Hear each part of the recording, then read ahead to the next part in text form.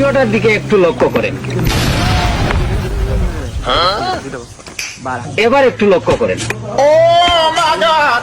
কি সুন্দর না? এটা এডিটিং এর একটা ক্লাস নিব ইনশাআল্লাহ, আপনাদেরকে শিখিয়ে দেওয়ার চেষ্টা করব। কি সুন্দর না? হ্যালো গাইস, আসসালামু আলাইকুম। কেমন আছেন সবাই? আশা করছি আপনারা সবাই অনেক বেশি ভালো আছেন। আমি কিন্তু গাইস একটুও ভালো নাই, কারণ আজ থেকে আমি না কোনো স্ট্যান্ড, না কোনো দৌড়াদৌড়ি, না কোনো লাফালাফি, কোনোটাই কিন্তু করতে পারবো না। কারণ কি গাইস জানেন, কালকে আমি একটা ভিডিও শুট করছিলাম চল্টু মিয়ার সঙ্গে। আমি বাসে বসেছিলাম, চল্টু মিয়া আমার ফোনটা কেড়ে নিয়ে দৌড়াতে থাকে, আমিও তার পিছন পিছন দৌড়াতে থাকি তাকে ধরার। তো এই ভিডিওটা শেষ পর্যন্ত দেখো, তাহলে বুঝতে পারবে শেষে কি ঘটেছিল।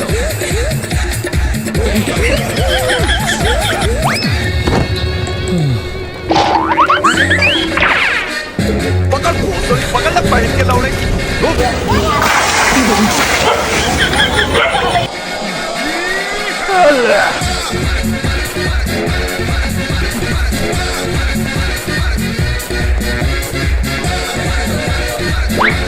তো মাঝখানে শেষ মুহূর্তে আমি দৌড়াতে গিয়ে আমার পাটা স্লিপ খায় এবং আমার পাটা লক হয়ে গিয়ে এরকম ভাবে বেঁকিয়ে যায়।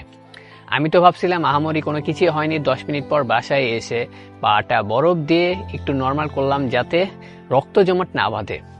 তো রাত্রেবেলা এসে দেখি পাটা অনেকটাই ফুলে গেছে এবং অনেক ব্যথা করছে। আমি তো সাথে সাথে ডক্টরের কাছে গেলাম। ডক্টরের কাছে গিয়ে ডক্টর এক্সরে দিল। এক্সরে রুমে ঢুকে ভালো মতো এক্সরে করলাম এবং ডক্টরকে দেখালাম। ডক্টর দেখে বলল আপনার পাটা ভেঙে গেছে।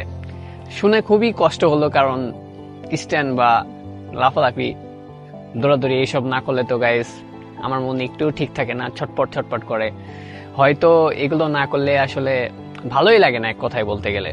যাই হোক, এক ডক্টরকে দেখেছি, তারপর আরো একটা ডক্টরকে দেখেছিলাম প্রাইভেটে। তিনিও আমাকে বললো যে তোমার পাটা ভেঙে গেছে, যত দ্রুত সম্ভব তোমার পাটা প্লাস্টার করতে হবে। তো রাত অনেক হয়ে গেছে, আমি বললাম যে আজকের দিনটা থাক, আমাকে একটু মেডিসিন লিখে দেন, সেটা খেয়ে যাতে আমার ব্যথাটা কমে, আমি যাতে কালকে এসে পাটা প্লাস্টার করতে পারি। সকাল সকাল বের হয়ে পড়লাম ডক্টর যেগুলো লিখে দিয়েছিল সেগুলো আনতে। পা প্লাস্টার করার জন্য যা যা দরকার সবকিছু কিনে নিয়ে আসছে। এখন শুধু হসপিটালে গিয়ে প্লাস্টার করাটা বাকি।